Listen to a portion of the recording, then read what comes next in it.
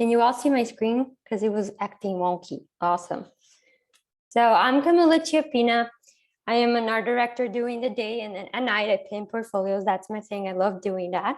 So today I'm going to be giving you easy steps so you can revamp your own portfolio on your own. And then if you have questions, please feel free to interrupt me, just speak up or send it in the chat. And that's what I'm here for. So you must be wondering, what the heck is Pimp My Portfolio? So Pimp My Portfolio is a side project I created back when I was in ed school. And I always loved portfolios since I started advertising. It's the way I feel like we can study advertising. So that's why I created that side project. It's my baby.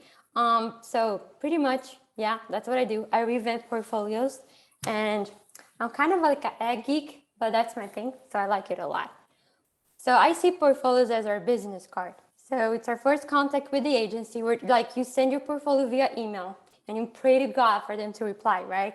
Or sometimes the recruiters, they like to ghost us. That's their thing. You know, they think it's cool to ghost us, whatever. But yeah, it's our first contact with the agency. So what you do is you send your email. Hey, this is my portfolio. Let me know what you think. And that's it. So the first impression, that's what matters. So it needs to be well presented. And when I say well presented, it needs to have like a URL. It needs to be easy to find information. So you always have a navigation up on the top. So things like that makes the user experience so much easier for them to stay longer on your portfolio. Because the average time that a recruiter spends on our website is to cry. Like, I don't know if you have Google Analytics, but I love Google Analytics and it's pretty sad. Like they click and they leave.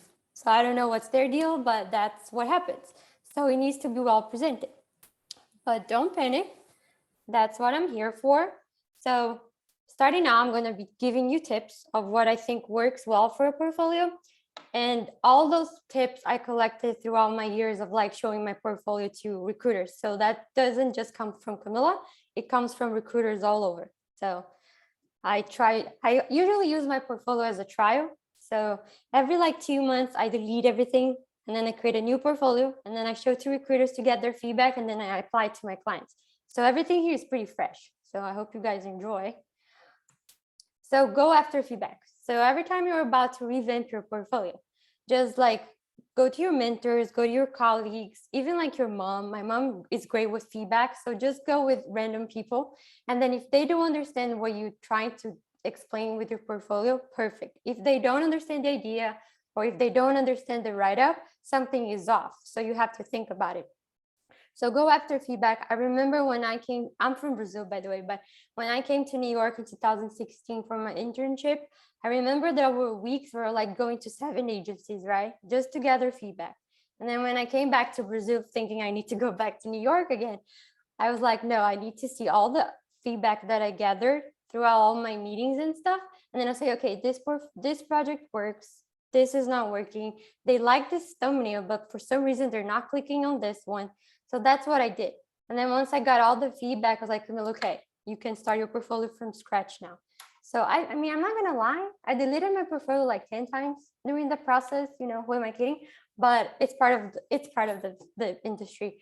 But definitely go after feedback. And then if someone says they don't like something, don't take it personally, you know, it's just one opinion. And then when you work in advertising, some people are gonna love what you do, some people are gonna hate what you do. And it's all about opinion. So you're not there to please everyone, you know, but just try to keep that in mind. Like, don't go freaking out, like full of anxiety, like they hate me. They don't. It's just a matter of opinion. So don't go full mode on it. But as what I was saying, a recruiter in average spends 2 minutes on a website. That's not even the length of a case study, which is ridiculous. Like, seriously. So I strongly suggest everyone to join, like to get Google Analytics on your website. It's awesome. Like you can even install SEO, which I think it's pretty great to have it as well. But it's good for you to know like which project has more clicks, which project does not have any visitors at all, or like what's the sometimes they have like this weird extensions on Google where it shows where the person's cursors go on. So you know, like if they click on this image, they don't click. That one is like heavy stalking. I wouldn't go that far, but like if you feel like it, you can definitely go heavy stalking, but definitely have a good Google Analytics because it's good for you to know what's performing and what's not. So That's my main tip. Like the other day, I got into my website and I saw there was only one person that visited, and I was like, that's so sad. And I'm pretty sure it was my mom. So just keep that in mind. Okay. But yeah, that's how much. Once a recruiter told me from DDB that she stays 10 minutes on a website. If she gets 150 emails a day, I doubted that she stayed 10 minutes on a website, or she was just being super cool. But just keep that in mind. It's not everyone that stays on a portfolio that long. So that's why I created an easy to navigate website. So that includes easy to find your about page up on the top. Have your name and your role up on the left or center, like aligned, whatever, but always have your name with your role there. Besides that, have like thumbnails, so it's easy for them to locate like your project. Sometimes people like to do one scroll portfolios, and I'm gonna get into that, but I don't think it's easy to navigate. It can be all over the place. So make sure thumbnails are good to go. Have your LinkedIn icon there, or even your email icon easy to locate so people can easily like reach out to you. But always have everything pretty crystal clear, like the name of the project. This is the mediums and stuff like that. Because seriously, one time I got into this website and the girl made me like the cursor wasn't a cursor. So every time I like mouse over on top of a thumbnail, it became an icon. And that was pissing me off because it was pretty slow and the website was not performing well. I just gave up, you know? So sometimes people think like going crazy is the way to go. But when you work in advertising, like creatives and recruiters, they do not have the time to be like finding cursors or like where's the thumbnail. Like I'm lost. So just try to keep that in mind and make their lives easier. Because I send portfolios to my boss. I know like he clicks which one he clicks and which one he doesn't click by just seeing the homepage. They give up very quickly. So that's my favorite part. So choose the best platform for you. So those are my favorite ones. I like Squarespace, WordPress, Cargo Collective, ReadyMag, Adobe Portfolio, and Wix. That's my order of preference. Squarespace, because I think the templates are pretty cool. Now they have blank templates where you can definitely export a canvas. WordPress, if you're feeling a little adventurous, if you want an HTML or CSS.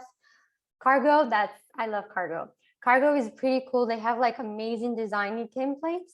But if you're not feeling very comfortable with the platform, do not try because it can drive you crazy. Even like I work with Cargo every day and sometimes I want to kill myself at the end of the day. So they can drive you crazy. ReadyMag, it's pretty cool if you're more like design focused and you're feeling like editorial, that's pretty cool. Adobe Portfolio, the only cool thing about it is because it's free. We all love free stuff. So Adobe Portfolio is free if we have the Adobe Cloud.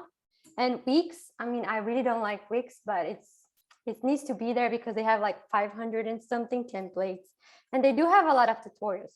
The only thing I do not like about Wix is that it's not responsive. So your website, let's say you're working with a small screen, but I have a bigger screen. Your website is going to look so wonky on the big screen. It's ridiculous. So do not do that. ReadyMag, the downside is that they do not do responsive either. So mobile, it's a mess. Like everything on mobile is pretty ugly. So you basically have to build a website from scratch for mobile. So those are my biggest no-no, but please do not be mad at me, but never do Behance. Don't hate me, please. It's not just me. A lot of people do not like Behance for creative portfolios.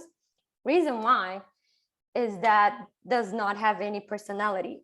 Pretty much everyone will have the same portfolio, which is kind of sad. I used to have Behance when I first started in advertising.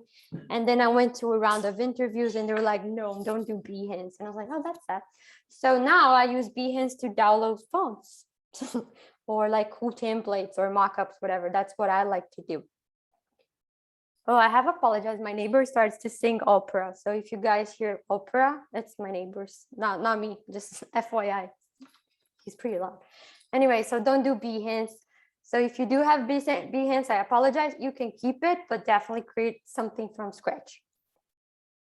So you're going to keep saying like thumbnail versus one scroll. And the reason like on the left side, those are thumbnails. It's what we call those things that are into grids. And it doesn't have to be 3 per row. It can be like big ones, 1 per row. It can have like parallax effects, which I love them.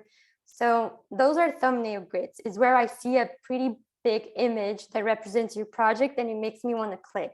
So when you're doing thumbnail grids, make them sexy, you know, like don't use the brand logos because I know what BMW logo looks like, but that is not going to make me click. So if you do like something sexy or like a GIF or something pretty cool, that will definitely make me want to click. Some copywriters, they just like to put like a lot with a cool typography. Actually, don't do like Helvetica or something, but like cool type. You can do like stylize your hyperlink and then you link it to the page. Pretty simple. I like that too, but just don't do the brand logos. Usually like students tends to do that, but I'm so sorry, it's so loud. Students tends to do that with the logos. That's not very cool. And then on the right side, we have what we call the one single scroll. So those are very used in Brazil or Europe or Asia. It's when you see the whole website in one long scroll. That works nice if you only have like 5 projects, but it can be super duper long. And sometimes people forget to put like scroll back to the top. So it gets a little messy. And then they usually don't do like a thumbnail or a banner like as a divider. So people just literally go scroll, scroll, scroll. And also for mobile, it's like nonstop scroll. Sorry, excuse me. Hi. We can't see, hi. I joined late, sorry, but we can't see what you're scrolling through. Oh, there we go. Not? Now it's, yeah, there was nothing Can coming you up. see now? Just the title Yeah. page. Yeah, Okay, now we see okay. 6 boxes like a sketch. Yeah, that's it. Sorry. Oh. I'm not gonna do share my screen because my keynote is acting weird today. So anyway, so the left side is thumbnail and then the right side is single one page. So that's what I was talking about the grids as you see here. And then you see the single page here. It's where you see everything in one big scroll. The good platforms to do the single scroll, if you are into that, it's ReadyMag, Cargo Collective. And then Squarespace, sometimes they put a parallax, which is cool. But those are the platforms that allows you to do one scroll. But definitely go with thumbnail because I think that recruiters do like that because for them, I don't know about y'all, but I'm a very visual person. So if I see a portfolio, I'm going to remember the thumbnails, the projects because of the thumbnails. That's how much my brain can absorb. But when I see one scroll, I just get super lost. So recruiters also think that. So just a heads up, tend to go to thumbnails and be thoughtful about the number of projects you include. So that depends on your role and your level. So if you're a junior and an intern, usually like 6 projects is a good number. Like they know you don't have produced work, so they're not expecting that from you. But if you are like ACD or like senior and up, they do expect more content from you. So do keep that in mind. So like my portfolio, I like the number 10 for some reason. So I don't like going more than that. But I have friends that they have like 17 projects on their portfolio. And then the other day, not the other day, like last year, I got a client that he wanted 37 projects on his website. 30 freaking 7 projects, which was insane because I have to build all the 37 pages, but that's okay. But I told him like recruiters are not going to see 37 projects. They usually see 3 to 4. And they usually ask you to choose 3 projects to walk them through. So do not do 37 projects. Your portfolio is not an encyclopedia. It's not like archive. So just think about that. So be nice and be thoughtful about the numbers of projects. I per se say like 15 projects is a good number if you do have all that content to share. But if you don't feel pressure to show like projects that you don't like just to add it like just as a filler, you know, that doesn't. Recruiters know when you like a project because you tell the story, you add a lot of assets. But then when you don't like the project, you just dump stuff in the page. So that doesn't make a lot of sense. So just keep that in mind, please. Have a short description about the project. So when I said about easy to navigate or recruiters, they don't have the time, they literally do not have the time. So sometimes they don't want to watch a case study. Let's be honest, case studies are pretty boring. I don't know about y'all, but I don't like case studies. They're always the same voice, same story, same scripts. So I can really skip the case study. So I read the project description. If the project description is something that I feel like it's interesting, I might watch it. But if I don't have the time, I'll read the project description and then I'll see like the supporting assets. So you have like a print ad, or you have social posts, or you have like a digital activation. So stuff like that, that's what I'm there to see. So if the recruiters reads the project description, they want to know what was the background, if you have like a cool insight, and then what was your role in the project. So, I was the art director. I also helped my, I don't know, developed the print ad. We had to do like a craft project. So we did it from scratch, like we etched this vinyl, like stuff like that. So you just be very descriptive of what you did, and then giving credits to the team. Not everybody likes doing that, but give credits to the team. I love doing that. It not only shows that you're a team player, but also like it's good for them to see, oh, she worked with this guy. Let me check his portfolio. And then it's just nice, you know, building a network. It doesn't hurt to be nice to people. So definitely give credits to the team. But yeah, definitely have a project description. Don't go more than like, I would say like 5 lines is good. If you go more than that, it's totally fine. But keep in mind that strategists also have portfolios, right? So now when I do strategist portfolios, it's all about copy. It's so much copy. But then when I jump to creatives, I love that. It's simple, not much copy, like you get it. You know, if an idea needs more than 5 lines to be explained, there's something wrong with the idea. So keep that in mind. But yeah, as you can tell, I do love project descriptions. To password or not to password, I think it's super duper sketchy when someone password protects the whole website, right? They're hiding something there. And me, Camilla, I like to figure out the password, which is usually portfolio. People are so easy, but there's something sketchy. So do not password the whole portfolio unless you work with pharma, then that's fine. Because I know like pharma, they have their legal rules, the client is annoying, understandable. But if you can just password protect the page, fine. But avoid with all costs to not password protect the whole website.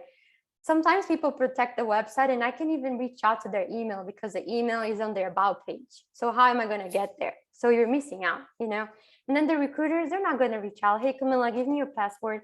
They're going to jump to the next one. I'm being serious here. Like I've seen that happen. So if you do have to password protect the page, just do it on the page. Do not do it on the whole site. But especially like if you're a junior, I've been seeing that a lot because I'm mentoring these kids. It's like 10 kids. 10 out of like 7 kids have password protect on their website, but they're juniors. What they are hiding, you know? It makes me wonder. So I'm trying to make them stop password protecting their portfolio because they don't have anything to hide. So just keep that in mind. This one is stupid, but is a good reminder. Always remember to add your role in your website. It's super stupid, but people do forget. You know, it's like if you enter on my website and just says Camilla Chapina, am I a writer? Am I a AG? Am I a designer? How you know? So it needs to be easy for the recruiters because one time I was doing a portfolio review and this girl came with this awesome portfolio. She's an amazing illustrator, right? Her thumbnails were illustrated, the background was illustrated, even her logo. And I was like, damn, that's a pretty cool like designer or art director. But then when I went to her about page, she's a copywriter, blew my mind because I saw her portfolio through an art director lenses, you know. So I was like, oh, comp, nice comp. So, oh, that girl knows how to do Photoshop, but it wasn't her. So just remember, add your role to your website. Super easy, guys. It's the magic, like name and title. There's nothing wrong with it. And you can do like crazy logos if you want to. To be super honest, a lot of people are doing like simple type, which I appreciate, like straightforward. But if you're a designer, it's a way of you to showing your extra on skills. So definitely do that, but it's super simple. Okay, the about page is my favorite page of the whole portfolio because people forget the about page is also a project page, but it's a project page about yourself. So I don't want to know if you're a team player and if you like to work late nights and you're always willing to pitch in, like, no, that's boring. You leave the boring stuff for the interview. On your about page, I want to know something quirky about you, something that makes you you. Like I like if you go to my about page, I like McDonald's, so I put that in, like my favorite Mac order or stuff like that. So I do put that I'm a pimp. So it's very Camilla when you read my about page, and then when you meet me, it's the package, you know, like, oh yeah, it matches.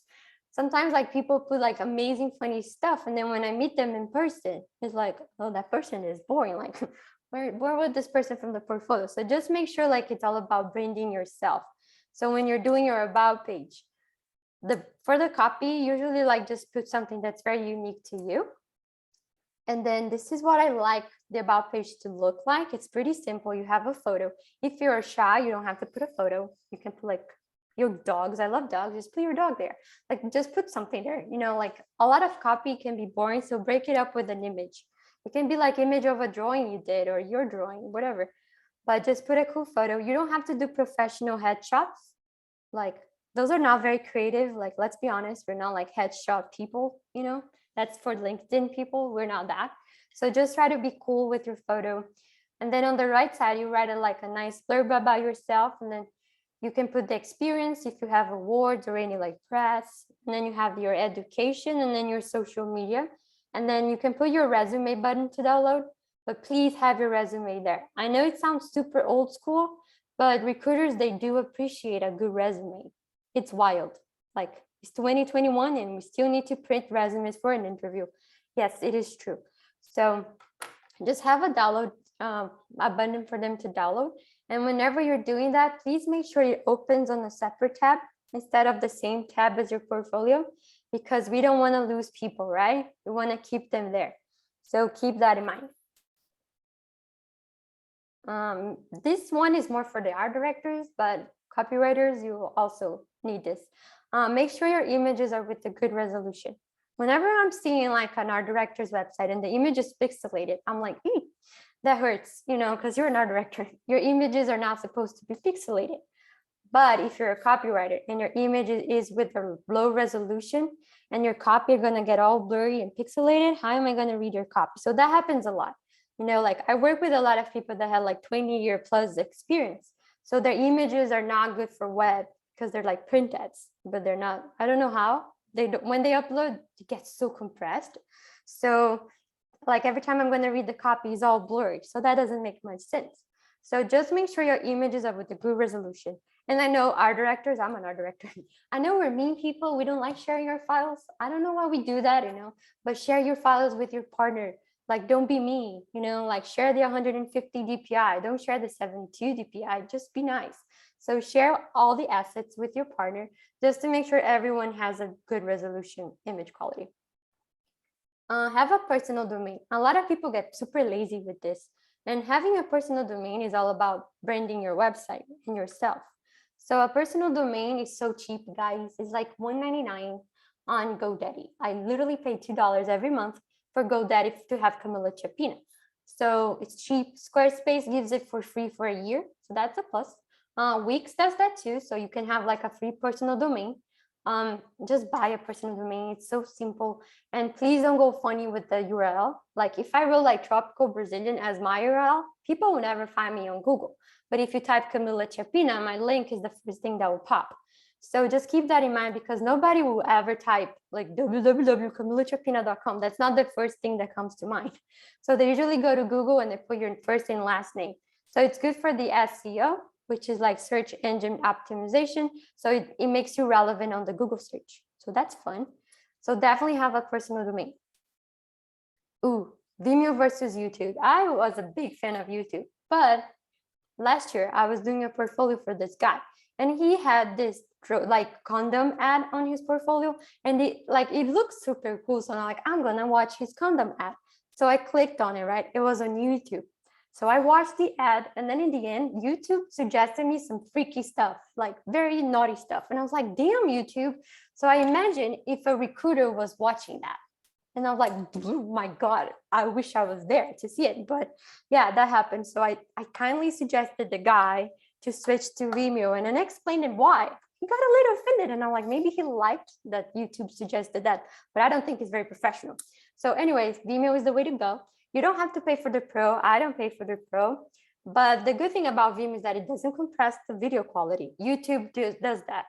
And then Vimeo does not suggest naughty stuff. So, you know, so, and then also Vimeo is like a video portfolio. So you can meet a lot of people there as well. So definitely use Vimeo. And it's good for when you want to embed links. You can customize the embedded link. So that's pretty awesome as well. So that's just my take. If you have stuff on YouTube, totally fine. Just make sure what they suggest in the end, you know, but yeah, because like I have a video from Pimp on YouTube and I was like, oh yeah, it's going to suggest some weird stuff about pimping. So I took it out from YouTube too. So I follow my own rule. No need to share all your social media. Some people go wild. They share like they're like too much, you know, just share what's relevant to you. So like for me, I like writing blog. I like to write like stuff about advertising on Medium. So I have Medium. I love Spotify, so I appreciate a good playlist. And I also have LinkedIn, duh, everyone should have that. And my Instagram, because I like taking pictures. So I think those are relevant for Camilla. But if you don't share like Facebook, no, Facebook's too political. Don't share Facebook. If you are a writer, like having Twitter is fun because sometimes you do write funny stuff. If you're a designer, Pinterest is pretty cool for you to show like what inspires you. I like seeing that. The other day I saw a portfolio where the guy shared a playlist for you to listen while reviewing my portfolio. It was a good, like, it was like rap. Love it. Gotta appreciate a good rap. So I like that playlist. I saved it. Really good. So do that. I really do check it out. Instagram, like if you like taking pictures now, if you like just taking selfies about yourself, I don't know, not sure. My best friend, he likes taking selfie about him at the gym, no shirt. And I was like, bro, why do you put that on your portfolio? I don't know, it's weird. So people do that.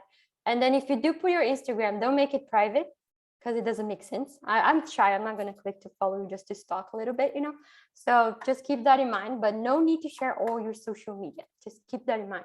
But the things that you do have to have is LinkedIn and your email icon. Please have that on your portfolio. Oh, and check for typos. Like English is not my first language, so I do have Grammarly on my laptop, on my Google Chrome, and everywhere. So check for typos, because sometimes when I get portfolios and they pop, like they bright up in red. There's so many mistakes that the Grammarly catches. So I have to fix it for my clients. But let's help me help you. So install Grammarly. It's perfect. Not because I'm Brazilian, but even Americans, they do have typos too. Not only for your portfolios, but also for your portfolio pieces. Because sometimes copywriters, be nice with the art directors. We're always constant on Photoshop. And sometimes our eyes get so addicted to one thing that we forget to, like for us, there's no type there, like no typo, but our eyes missed out. So guys, just make sure like you send your work to your writer, make sure everything's okay. And then if you finish your portfolio, do a Grammarly check or send to someone else to help out. Because if you're a copywriter with typo on your book, not good. So keep that in mind. It's such an easy tip, but people can miss on it. Promise I'm almost done for questions, but I included this. So this is new. I'm really excited actually. So I never talk about what to do next when your portfolio is ready, which is the fun part, right? You get the job. So that's my favorite part. Definitely pimp your LinkedIn. People they take LinkedIn for granted. I don't know why. It's the first thing I check in the morning. I do love a good stalking on LinkedIn. People are shy, right? Like I have almost 5,000 connections on my LinkedIn. Do I know? I don't even know more than 200, but I just like the connections. Anyways, it's because for pimp. That's the reason why. But just pimp your LinkedIn, like have a nice photo there. Make sure it's always updated, okay? Sometimes people forget to update their most recent job. If you want awards, kudos to you. Put it on your LinkedIn. Make sure your portfolio link is there. There's so many times I go professionally stalk someone on LinkedIn, and there's no portfolio link there. Like, duh, we need to have that. So make sure you put there. What else? Put your title underneath your photo. They always have like an option to update your title. Make sure you always update that, because when recruiters are like typing words like art director, whatever, what's underneath your name, that's how the search works for the algorithm works for LinkedIn. So I'm definitely a LinkedIn geek. I love that, but definitely have that. You don't have to have the premium LinkedIn. I did the trial. Yeah, like you just see like whoever's stalking you. I don't think it helps you that much. You don't have to go crazy with it, but just make sure like you post stuff on LinkedIn, right? Like if you finish a project, why not sharing to the world? Because people might it works with connections, right? So if I like something you posted, my second connections are going to see it. So on. So it's a way for you to grow your networking. So do that. Don't be shy. Don't be shy on commenting on people's too. I love posting on LinkedIn. It's my favorite. And all my clients and all the jobs I've ever landed since Brazil was via LinkedIn, which is insane because it's wild. Anyways, so definitely do LinkedIn. Know how to present your work. So as I said, usually recruiters, they choose 3 projects from your website and they ask you to walk them through the work, or they're going to ask what are your top 3 favorite projects? And then you walk them through the work. So you have to know how to present your work. When I get nervous, I talk a lot. Now, I'm not nervous now. I just like talking. But when I get super duper nervous, I won't shut up. And sometimes I forget words when I'm nervous. So whenever I have like a big interview, I like to practice walking through my work. Because like one, English is not my first language. So sometimes I can mess up pretty bad the English. I mix words. So that happens. So I don't want that to happen in an interview. So I do practice. So practice how you present your work. So make sure like you tell like, this is my role. Like I did this with my boss. It was like a challenging project to work on because we had to do this in a short amount of time. Just make sure like you're very precise with the details. Like they do appreciate that. Okay, so this one is funny and it happened to me last year. If you're having a Zoom interview, please make sure you watch your tabs. I was mentoring this kid, which I'm going to save his name, last year. And I told him like, do you want to share your portfolio or do you want me to share the screen? And he's like, no, I'll share the screen. So he opened it up and the Pornhub was there, right? So it was like just Pornhub and then his portfolio tab. And the kid got so like shy. He got super nervous. And I was like, it's totally fine. But he was super nervous when he saw that I saw the Pornhub there. Anyway, so it was very awkward. I tried to break the ice making a joke, but it didn't work out. But I wasn't hiring him. So just be careful if you do have that. So watch your tabs. Like mine, there's a lot of pimping in my tabs. So if nobody knows about pimp, they'll definitely think I'm a pimp. So that happens to me too. So just be careful when you're, just watch your tabs. And if you're doing a Zoom interview, which unfortunately we're still on it, just like don't be with your phone there because phones can be super distractive. Make sure like you put your dog out, even though we love them, just so they won't distract you. Or if you leave with someone, just make sure they're not going to knock on your door and stuff like that, because I know this can make you nervous. I per se prefer in-person interview. I don't like Zoom interview. I don't know why, but some people do love Zoom interview. So you take advantage of that. And send thank you notes. I love thank you notes. Like, it's like if you go on a date, you send thank you for the night, right? Why don't you do the same for recruiters? They love thank you notes. I love getting thank you notes. Like one time I got a Starbucks gift card. I wasn't expecting that, but that was nice. So recruiters, they do remember. But when you do send a thank you note, send like in between the 24 hours that you had the interview, okay? That's the rule. You don't have to send it right away, like you're in the elevator and then you send a message, but just like don't go more than 24 hours because they do appreciate that. Every time I talk with a recruiter, they always mention this thank you notes. So this is something they do carry with them. So keep that in mind. But one thing I always say is that you always have to update your portfolio because you may not be looking for a job, but there's always a job looking for you. And I like to say that the best opportunities comes when you least expect it, and those are always the good ones. So keep that in mind. Don't wait for you to find like an interview and then the interview is tomorrow and then you're freaking out that you have to update your portfolio, because there's always comes to me like it's so many clients that I have like, oh, I have an interview in 2 days, can you pin my portfolio? I'm like, what? So don't be that person because it's not good. And also like if you just launched a new campaign, put it on your portfolio right now because people are going to be seeing that campaign. They want to see what the creative is. And if it's not on your portfolio, what's the point? So definitely keep that in mind. But I'm open for questions now. This is my email, personal email. So you guys have my personal email. If you have any additional questions or if you pimped your own portfolio and you want me to check it out, I definitely do reply in 2 business days. So I do have a lot of emails a day. So please be patient. Do not send me like, oh, you never replied. People do that. So please be nice. And then also follow Pimp on Instagram because I need followers. And then that's my Pimp My Portfolio if you ever want to request. So I'm open for questions now. I see that I have stuff on the chat, but I don't know if there are questions. Okay, I do have questions in the chat. Can you seriously not listen to the opera guy? You guys are good. Oh, is Behance? What are the questions?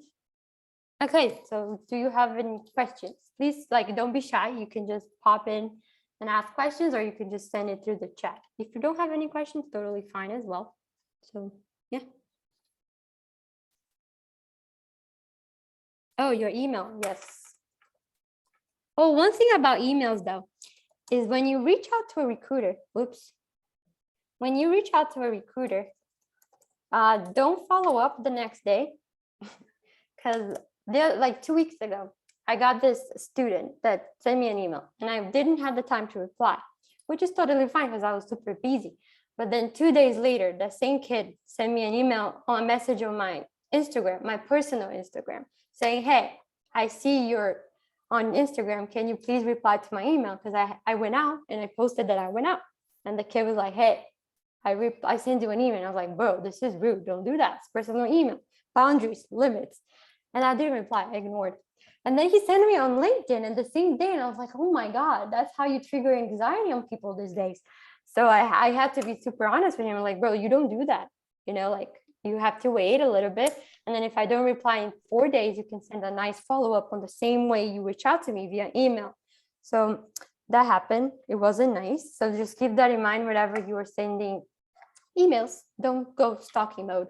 But yeah, that happens. Would you say like a week is like if you haven't heard Yeah. from someone, like a week is like fine? I know, but people are like on the edge this day. Jeez. It's like, come on, It's like you trigger anxiety, like clear fast like that.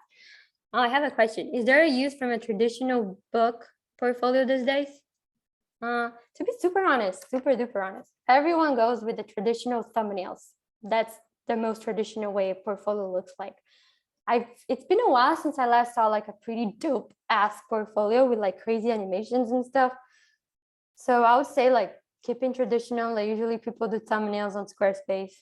That's what's up. There's a template called Avenue on Squarespace. That's everyone's favorite. Everyone uses this template. So I would avoid using Avenue. So if you do wanna, just don't. Or if you wanna customize, but please don't do Avenue. Everyone uses the template, but there's not a use for it.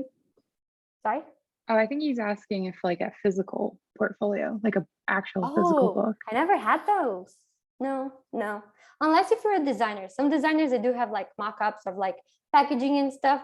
So I do see that sometimes, but no, I never had that. Creatives, they don't do. I do think it's cool and I respect back in the days, but today, no. Because imagine like if they don't like something, you're gonna have to reprint your whole portfolio. That's not very eco-friendly either. So people are avoiding that. But some people, they do like to print out like a small version of the portfolio as a handout. Like I went to a portfolio review 2 years ago, and this kid, he had like not like a flip book of his portfolio, but it was pretty fun. Like it was like this size, smaller than that, and he gave it to me. It was pretty cool, but you can barely read the copy. So the intention was cool, but no, I wouldn't do like a printout portfolio, even though it sounds cool. But website is the way to go. Also, people are always on the go. So like I always get like portfolio reviews when I'm on my phone. So just think about that. Like, unfortunately, we're all stuck with this phone. Yeah, that was actually my question. So I was going to ask, like, for creating your portfolio website, do you spend a lot of time thinking about how people would view it on the phone, or like, do you really have to adapt it a lot to the phone? Yeah, that's a great question. So depending on the platform you use, right? You do have to have like sometimes like Squarespace, they have a mobile version, right?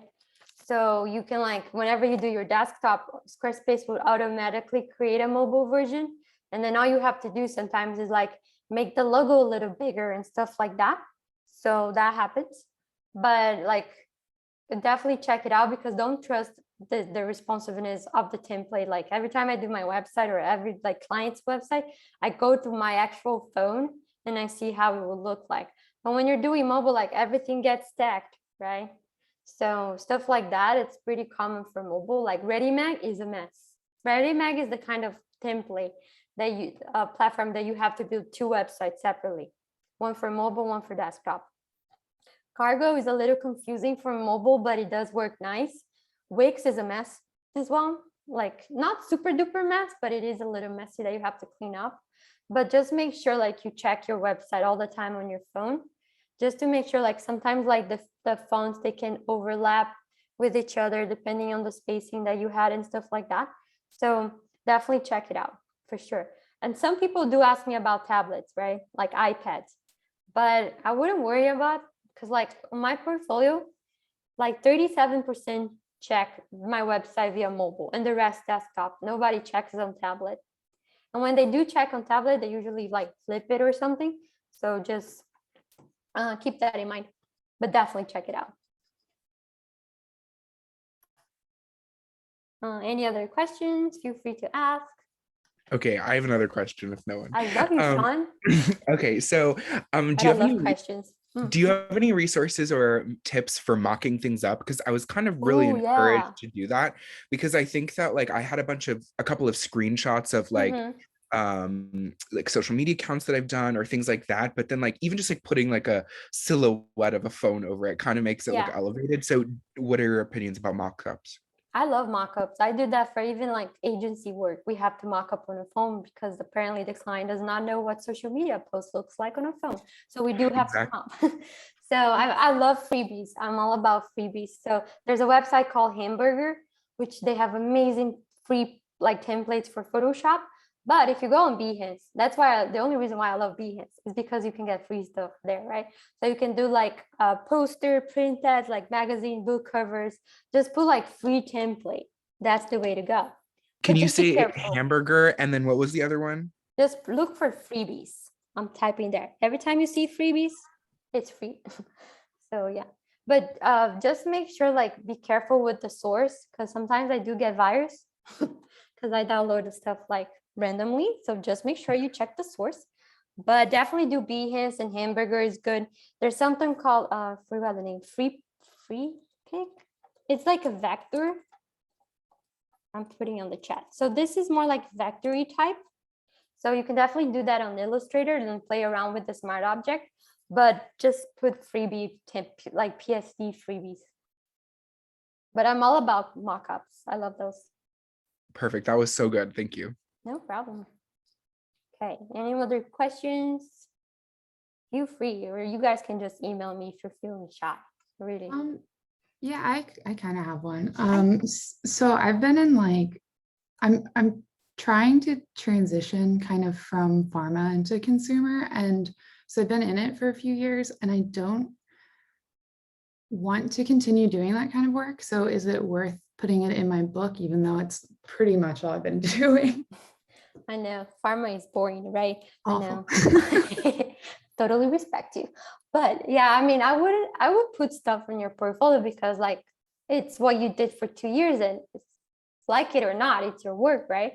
So I wouldn't put like everything that you have, but definitely put something that is, are you a writer or art director?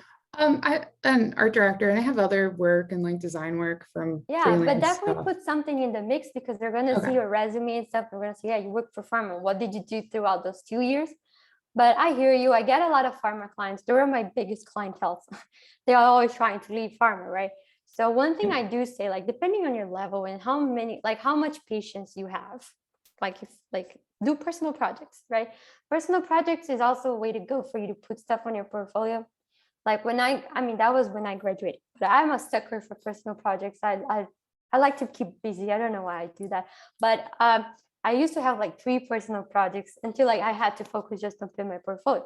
But personal project is a good way for you to show your set of skills that you're not, unfortunately, you're very limited to do at work. So that's why I love personal projects, because it's something that you do on the side and you're passionate about it. But unfortunately, like I used to work on a bank account, right? So there isn't much an art director can do. So I put all my creative focus on Pimp. So that was my exit. Like that was like I needed this, you know. So sometimes it's good to have a personal project to put on your portfolio to mix it up, you know, to break a lot around pharma. But I hear you, girl. Pharma is too much. It's too much. I have a question here. How far back would you use for examples if they have a date embedded, or doesn't it matter? Huh? Huh? I don't understand, Valerie. If you can ask again. Sorry, I'm muted. Hi, how are you? Good in you. So my examples frequently are media placements. I'm slightly different. And, you know, sometimes I've created these amazing feature stories that are with really signature strategic campaigns. But some of them go back and, you know, I don't want them to feel I'm not fresh. And then if you are creating a website that you want to show the strongest examples, but some of them might be older, how do you, what do you think the impression is on that? In my case, the date's embedded if I put in a link or something. Yeah, no, that's a good question. To be honest, like all my client, most of my clients, they do have like more experience. The one thing I do say is like, don't, like, it's good to put the most recent work, but also put the work you're proud of, the work that made you you.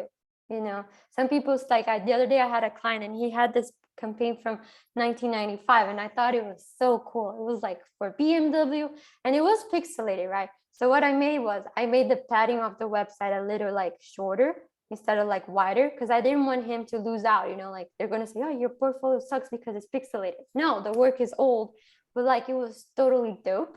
So I do say, like, if you're proud of your work, you should show it off. Don't hide it because of it's dated or not.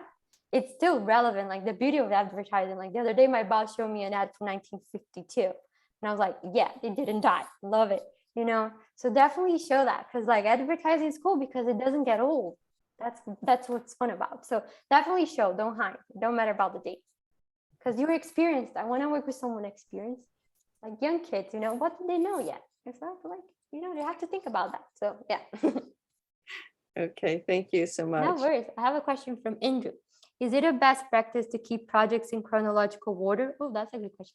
I don't want the things I'm making at my current job to be the first impression people get my work, but it feels weird to put older things. Good question though. So I like to play Russian roulette when I see a portfolio, because usually people, they do like the first 3 projects is their favorite ones, right? And then they mixed it up with the bad ones, and then they ended up with good ones. That's how I like to see, like you mix it up. You don't give them like everything, like the good stuff all at once. Like let them keeping the magic like going. So I don't do like most recent work. I mix it up. I have like one I did this year, and then last year, the other one is like 3 years ago. I like to keep it in the mix, because recruiters, they don't go like 1, 2, 3. They play around, you know, they like to be sketchy. I like to do that too. I don't go 1, 2, 3. I go randomly. So I'll definitely mix it up. And no, they don't care about chronological order. Usually people don't put the dates on their portfolios either.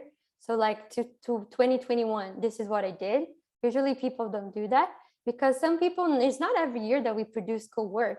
I'm not gonna lie. There was a year I was like, duh, banners, you know, I'm not gonna put that on my portfolio. So don't put the date, you know, just keep it in the mystery. But yeah, that's just my intake. And I know like a lot of recruiters do think about that as well. They like just to click whatever they think is they want to click. I do that too. So yeah. Okay, you're welcome.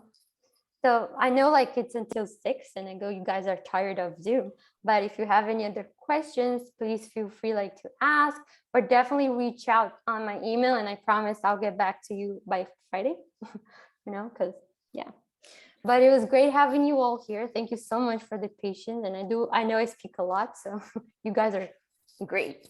Amazing. I have another question. Hi, Sean. I love you guys. Okay. Okay. So I was kind of told, like, as a student, because we're not really trusted with a lot of, you know, crazy big work, that Yeah. spec work would be really good to have to be the majority of my portfolio. What is your opinion about spec work, or like? 100%. I'm all about, like, the thing that pisses me off is that on LinkedIn, they're like, we need juniors with 2 years of experience. It's like, come on, they just graduated. Like, why are you expecting that? You know, when I graduated Miami Ad School, because I went to Miami Ad School, I only had spec work. That's all I had. That's all I literally had. So I was able to land a pretty cool job at BBDO just with spec work. I mean, I was comping cars like from 9 to 9. I could not stand looking at Volkswagen trucks, but that's what I did, because that's what you do on an entry level. They know that you don't have the experience yet, Yeah. but they want to see what set of skills you can bring to the team. So let's say you love typography. I want to have a guy that knows typography in my team.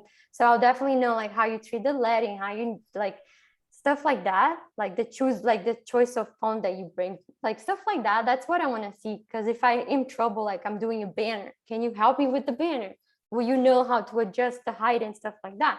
So Yeah. that's what you're bringing to the team. So on your spec work, definitely show like integrated campaigns. So I know like you can think like 360, If you have like really cool Photoshop skills, definitely do like crazy comps. If you know 3D, why not put 3D there? Or if you like doing illustrations, I love illustrations like hand-on because I love craft stuff. So like show your illustrations, stuff that like that. Like I was like, oh, I need Sean. He can do it. So definitely like don't worry about spec work because I think those are pretty cool because if you think about it, you did it without an account in a CD. You did it on your own. So I appreciate that. I was a And- junior, so I know how it feels. Part of my thing is like, oh, like I kind of have a little bit of extra time, should I just kind of like, if I have an idea, just like randomly make stuff on my own because I'm not doing it for school or not doing Oh, it. for sure. Should I I just used to kind of do like, that. Yeah. Mhm. I used to do like, as you guys clearly know, I like McDonald's. I love the ads that DDP does back in the days. And I was like, let me recreate my own version of that ad. So like, if you saw the ad here, like I was like, this is what I would envision with this line. Or like I did a project, I love Combi, right? I love that car, the Combi, the Volkswagen stuff. And then I used to do like ideas if Combi needed an ad from like 2013, what it would look like. So I used to do stuff like that. And I used to show it to my boss and he was like, didn't care, but at least it felt me like I did something, So definitely do that. Like if you have an idea, just don't go like, I want to create something for Nike, or Apple. Everyone does that. Choose something that people will never expect you to like a campaign, like very random. I don't know what to say now. Like toothpaste campaign are pretty boring. Why don't you give your twist on it? Perfume campaign sucks. Like I know it sucks. So just try to give your twists up to it. But don't do like Apple, Nike, like don't go big because like they're already awesome. So like try to choose a brand or a product that people will never expect to see an ad. That's what I did Gotcha. too. Awesome. Okay, thank you so much. That helped a lot. Don't worry. Thanks for all the questions, Sean. I like you a lot. Okay. I have one more. I quick like it too. Okay. So, a lot of my product is media. I have and you can't intellectual property. You can't post everything now, Oh right? yeah, that sucks. Yes. Right. So those can be links, right? And then my writing is writing. Everything is visual now. So, how do I make something visual rich? I mean, nobody wants like, 5 headshots of me, like who cares? Oh, you mean because you do have a lot of like text and you don't have images to support it. Right. So how do I make it? I mean, we live in a visual environment and I'm very visual and there's no question there. But, one friend said, oh, put up pictures of your travel because I like to travel. I have pictures of me holding up a python, weird stuff like that. Oh, I want to see that. It's Cool. bigger. It's almost as big as I am. It's like, because I'm Holy like, crap. Okay. 5 feet I'll high. stalk you later. Yeah. But like, I think that's cool. But like, as I said, like a lot of websites do have the blog option. So you can turn that into a blog feature. So you see like the image and then a little blurb about what it is going to be about. And then when you click, you see the whole thing. So I am doing a lot of that for a lot of like editors or writers. They do it as a blog format.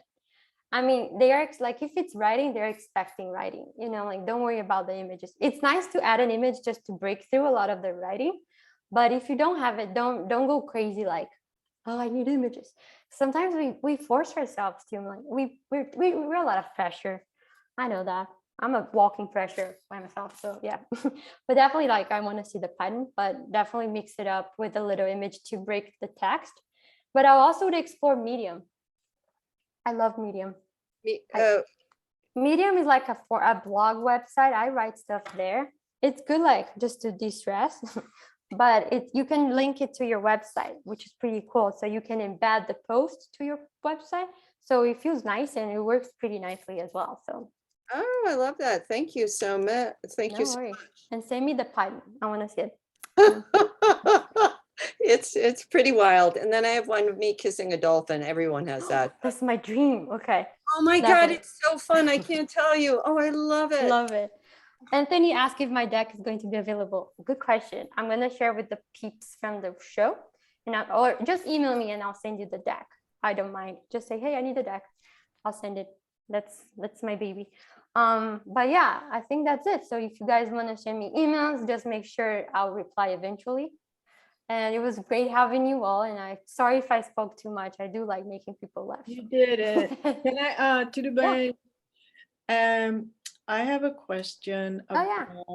about if do you recruit for international or overseas jobs? Is there Oh, I would love to anything be a bit recruiter. That's my different? dream.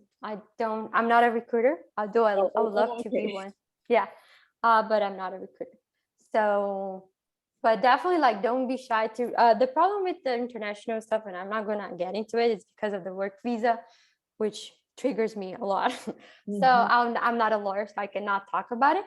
But definitely like reach out to a recruiter just so you understand how the process works. I don't know which country you're from, but probably you're gonna have to have the O1 visa, which is the extraordinary abilities visa, which is a beast. I don't want to talk about it, but definitely reach out to a lawyer and a recruiter. But thank you for thinking I was a recruiter, because that's my dream. So that's good. I just got the impression when you said you were, but now I understand. I just thought love you recruiting. were like yeah. consulting and recruiting. Yeah. Yeah, No, no, I'm a weirdo. in the Yeah. States, I'm American, but I'm talking about jobs like outside. Oh, I never tried Yeah. working abroad. I'm just from Brazil, trying to make my way into America. But yeah, There you go. no worries. I But definitely reach lived out to a recruiter. a while. I lived in Brazil for Amazing. There's another Brazilian here too. So Brazil is like a mafia, you know, where when there's one, there's a bunch. So it's good. yes. Yeah. But awesome. I do have to hop off because I have a meeting. Okay, at thank 6. you. It's gonna be a late night. But thank you very much. And it was great meeting you all. And definitely reach out if you have any additional questions. Bye. Thank you. Thank you. Bye.